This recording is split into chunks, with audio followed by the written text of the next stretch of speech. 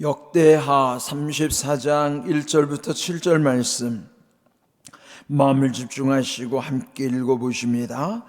요시야가 왕위에 오를 때에 나이가 8세라 예루살렘에서 31년 동안 다스리며 여호와 보시기에 정직하게 행하여 그의 조상 다윗의 길로 걸으며 좌우로 치우치지 아니하고 아직도 어렸을 때 곧 왕위에 있은 지 8년에 그의 조상 다윗의 하나님을 비로소 찾고 제12년에 유다와 예루살렘을 비로소 정결하게 하여 그 산당들과 아세라 목상들과 아로새긴 우상들과 부어 만든 우상들을 제거하여 버리매 무리가 왕 앞에서 바알의 제단들을 헐었으며 왕이 또 그 제단 위에 높이 달린 태양상들을 찍고 또 아세라 목상들과 아로새긴 우상들과 부어 만든 우상들을 빻아 가루를 만들어 제사 전자들의 무덤에 뿌리고 제사장들의 뼈를 제단 위에서 불살라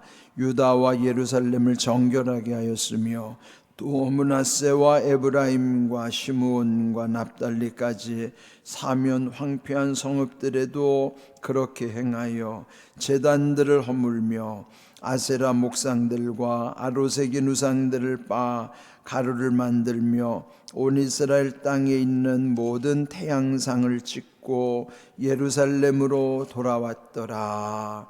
아멘. 34장에 또 한 명의 왕이 등장하고 있어요. 그 이름이 이제 요시야.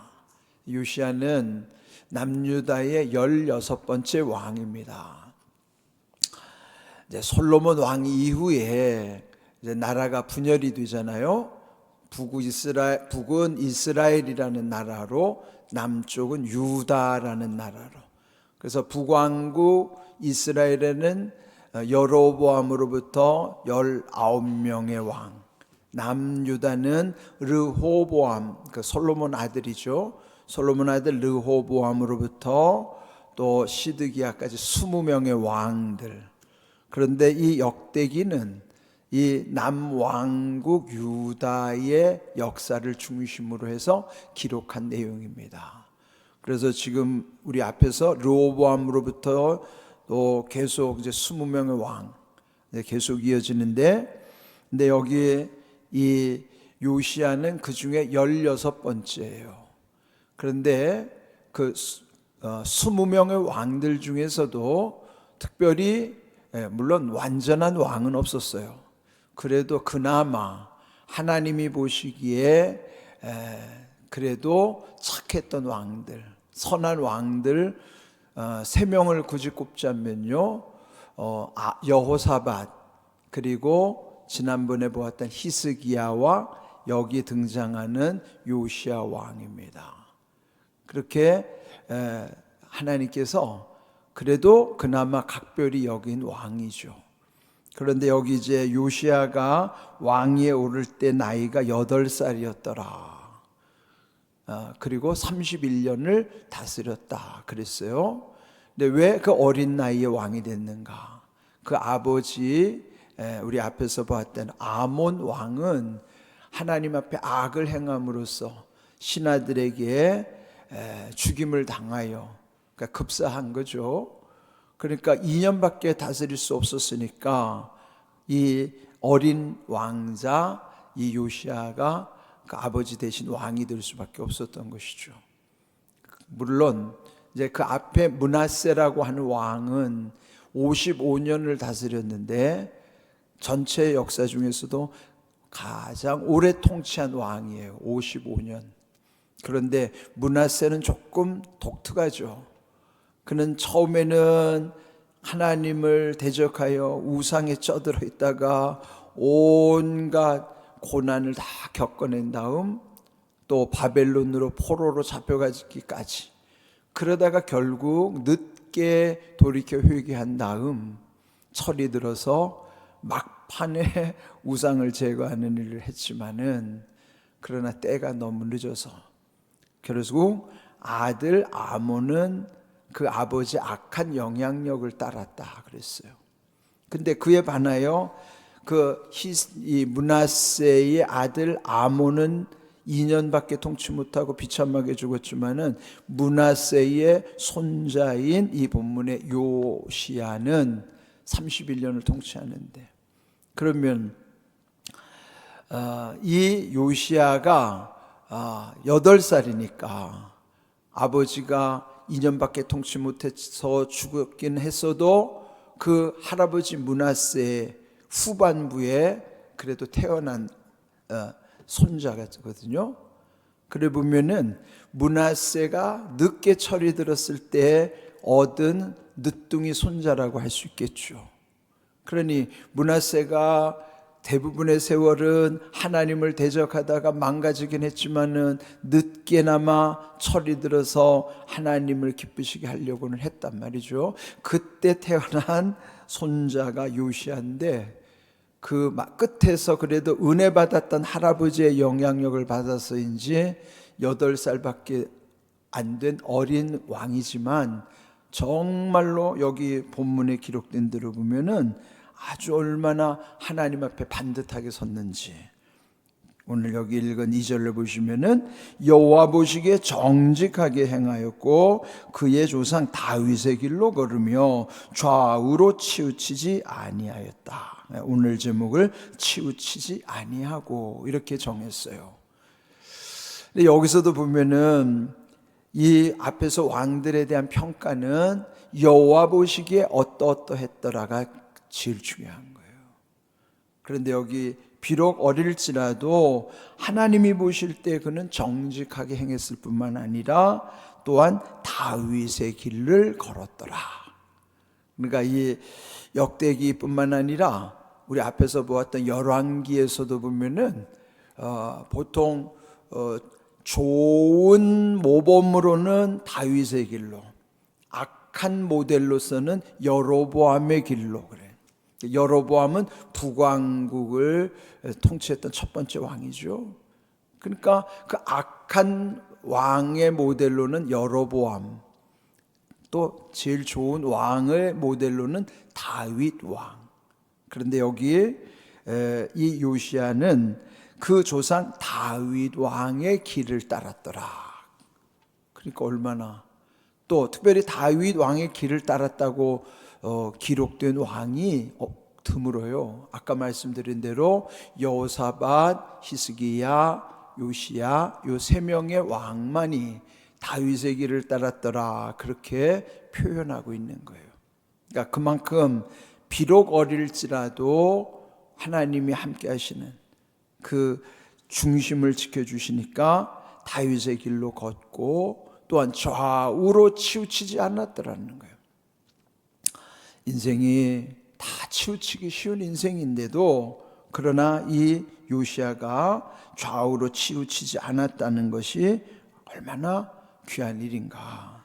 또 3절, 아직도 어렸을 때 비록 어리지만은 왕위에 있은 지 8년에 그의 조상 다윗의 하나님을 비로소 찾고, 그러니까 처음 8살의 왕이 됐을 때는 아직 사리분별이 잘 못할 때지만 그래도 오직 하나님만 의지하면서 살다가 또 8년을 지난 다음 이제 그가 왕이 된 지 8년이니까 나이로 떼서도 이제 16 나이 된 거예요. 청소년 시기가 된 거죠.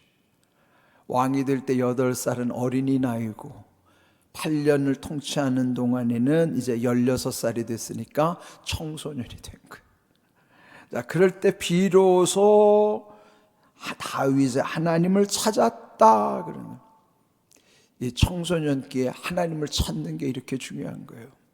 요셉도 17 나이에 그가 애굽으로 팔려가서 그 청소년기 때 그는 하나님 앞에 아주 확고한 믿음으로 섰던 것처럼, 근데 여기에 이 요시야 왕도 비록 16 나이밖에 안 됐지만은 그때 다윗의 하나님을 찾았다, 비로소 찾았다는 걸, 마침내 찾았다는 거예요.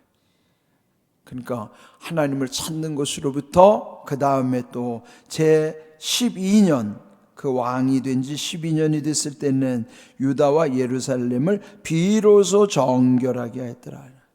그가 왕이 된 지 12년 후에 12년이 돼서는 이제 정결하겠다는 거는 이제 요시아의 종교 개혁을 이제 시작하는 것인데, 그 이전에 쩌들어 있던 그런 우상에 대한 문화들을 제거하는 일에 힘쓴 것입니다. 거기에 보면은 산당들, 아세라 목상들, 아로 새긴 우상들, 부어 만든 우상들 제거하고 버렸더라, 그런 거예요. 그러니까 우리 앞에서도 본 대로 이 우상이 얼마나 뿌리가 깊은가를 알 수 있어요. 참 이게 지금 우리 안에도 사실은 이 우상의 문화라는 게 다 우리 안에 녹아 들어와 있어요. 우리가 정말 하나님께 대한 온전한 믿음으로 산다는 것이 결코 쉽지 않은 것은, 우리 안에 유전된 것, 조상으로부터 물려받은 것은요, 사실은 기독교 이전에 우리 이 땅의 문화들은 사실은 샤머니즘 문화, 무속 종교예요. 왜 무당에 저렇게 극성을 부리는가 하면은 우리나라 역사에 가장 오래된 종교는 무속 종교입니다. 그러니까 무당 종교가 제일 오래된 거예요. 그러면 우리의 역사 속에 가장 뿌리를 깊이 내려 있기 때문에 우리 안에도 보면은 그 무속에 대한 것이 우리 속에 다 깔려 있다고요. 기본적으로. 왜냐? 유전자가 그렇게 다 새겨져 있기 때문에 우리 안에 다 잠재되어 있어요.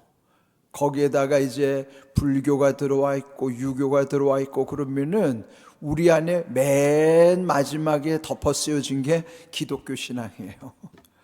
그러면 기독교 신앙이 온전히 안에까지 깊이 스며들어서 예수님의 보혈이 내 깊은 조상적부터 물려받은 그 무속의 문화까지 주의 보혈이 깊숙이 들어와야 근본이 달라지는데, 그게 쉽지 않아요. 그러니까 겉으로는 기독교로 쌓여져 있는데 속으로 들어가 보면은 유교도 들어있고 불교도 들어있고 무당도 들어앉아 있고, 그러니까 기독교가 무당 기독교인도 있고 불교 기독교인도 있고 유교 기독교도 있는데, 진정한 거는 진짜 기독교인이 되는 게 어렵다 이 말이에요. 왜요? 보혈이 그 속같이 깊이 배어들어 가지고 스며들어서 조상적부터 내게 물려받은 그런 모든 무속, 불교, 유교까지 싹 없애야 돼. 그게 진짜란 말이에요. 그러기가 쉽지 않아요. 왜 교회가 온통 혼란스러운가 하면은 우리 속에 그런 문화의 영향력이 다 잠복해 있는데 정말로 보혈이 그 안에까지 깊이 배어들지 않았기 때문에 문제란 말이에요. 그러니까 여러분, 진정한 그리스도인이 된다고 하는 것이 정말 주의 보혈의 능력이 내 심령 안에 흐르지 않으면 불가능해요. 정말 여러분이 변화되려면 보혈이 여러분 심령 깊은 곳에서부터 흐르기 시작해야 돼요. 그래야 내 마음도 생각도 말도 행동도 온전히 주님께 사로잡히는 거예요. 그러니까 이 지금 역사를 통해서 왜 이렇게 우상의 문화가 이렇게 뿌리 깊은가? 그게 우리 속에까지도 다 뿌리 내려 있는 것입니다. 그런데 이게 이 요시야 왕은 비록 어릴지라도 그가 점점 자라면서 우상에 쩌들어 있던 것들을 다 제거하고 버리며 4절에도요 바알의 제단들을 헐었으며 또 빻아서 가루로 만들어 옛적에 우상에게 제사하던 자들의 무덤에다가 뿌렸더라. 옛적에 우상 숭배해서 죽었던 사람들에게까지도 그거 다 빻아가지고 그 무덤에다가 다 뿌린 거예요. 다. 예? 왜요? 다 그것 가지고 그냥 완전히 과거 청산을 하려고.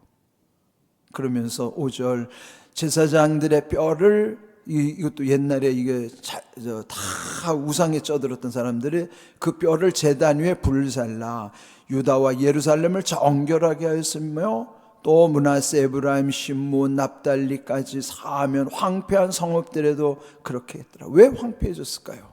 우상에 쩌들었기 때문에 황폐해진 거예요. 그런데 이 요시아가 아주 얼마나 철저하게 그 옛날 것까지 다 제거하고 빻아가지고 불살라버리고 그렇게 아주 철저하게, 그러면서 7절 제단들을 허물며 아세라 목상들과 아로새긴 우상들을 빻아 가루를 만들며 온 이스라엘 땅에 있는 모든 태양상을 찍고 그리고 마침내 예루살렘으로 돌아왔더라. 곳곳에 배어있는 모든 우상들을 끝까지 추적해가지고 이렇게 아주 철저하게 제거하는 거예요. 이게 오늘 우리에게 어떻게 적용해야 될 건가요? 내게 적용해야 돼요. 어떻게요? 내 속에 들어있는 거를 철저하게 제거해야 된다고요. 남들을 제거하라고 하지 말고 내 속에 있는 거를 내가 제거해야 된다고 말해요. 예? 우리 말씀을 남에게 적용하려고 하지 말고 말씀은 자기에게 적용하는 겁니다. 말씀 나를 위해서 주신 거지 왜 자꾸 남들한테다가 찍어 발라요? 예? 말씀 가지고 자꾸 여러분 그건 혼돈에 빠지지 마십시오. 말씀 가지고 자꾸 남들한테다가 찍어 바르지 말라고요. 여러분 속에 있는 찌들어 있는 이런 우상의 문화들을 없애려면 요시아처럼 철저하게 하나님 중심해야 돼요. 오늘 제목처럼 좌우로 치우치지 아니하고라는 것이 이 요시아의 어떤 면을 지금 말씀하고 있는 것인가? 하나님 중심이 치우치지 않게 하는 비결이에요. 왜요? 인생은 결국 죄인이기 때문에 다 치우칠 수밖에 없어요. 우리 한번 보고 갈까요? 우리 자막을 함께 읽어봅니다. 시편 14편 2절 함께 읽습니다. 여호와께서 하늘에서 인생을 굽어 살피사 지각이 있어 하나님을 찾는 자가 있는가 보려 하신지. 지각이 있어서 하나님을 찾는 자가 있는가? 지각이라는 게 뭐냐면 지 아는 것이고 감각하는 거예요. 경험하는 것이죠. 머리로나 지나 각으로 말이야. 지는 머리, 각은 현실, 각은 감각이에요. 지는 머릿속에 있는 아는 것이고, 그래서 정말 하나님을 알고 하나님을 경험하는 사람이 있는가를 하늘에서부터 굽어 살피고 계시는 거예요. 지금도 굽어 살피고 계시는 거예요. 그런데 어땠을까요? 3절 함께 읽어봅니다. 다 치우쳐 함께 더러운 자가 되고 선을 행하는 자가 없으니 하나도 없도다. 왜 그럴까요? 죄인이라 그래요.